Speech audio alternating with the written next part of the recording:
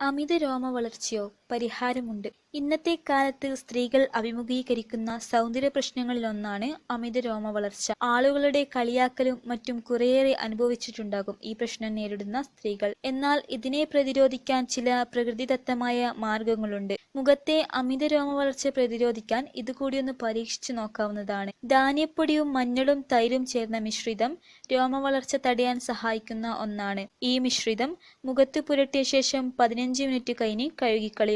ഇത് രോമവളർച്ച കുറയ്ക്കുന്നു. പപ്പായയുടെയും മഞ്ഞളിന്റെയും മിശ്രിതം മുഖത്ത് പുരട്ടുക. ഇത് രോമം കൊഴിഞ്ഞു പോകാൻ സഹായിക്കുന്നു. വാഴപ്പഴവും ഓട്സും ഇത്തരത്തിൽ പരീക്ഷിക്കാവുന്ന മറ്റൊന്നാണ്. ഇത് രണ്ടും മിക്സ് ചെയ്ത് 15 മിനിറ്റിനു ശേഷം മുഖത്ത് പുരട്ടുക. ഉണങ്ങുമ്പോൾ കഴുകിക്കളയാവുന്നതാണ്. ആഴ്ചയിൽ 2 തവണ ഇങ്ങനെ ചെയ്താൽ തീർച്ചയായും ഫലം ഉറപ്പ്. കൂടുതൽ ആരോഗ്യപരമായ അറിവുകൾ നിങ്ങൾക്ക് ലഭിക്കാൻ എൻ്റെ യൂട്യൂബ് ചാനൽ സബ്സ്ക്രൈബ് ചെയ്യൂ. എന്നും ഞാൻ നിങ്ങളുടെ അറിവിലേക്കായി പുതിയ അറിവുകൾ അതിലൂടെ നൽകാം.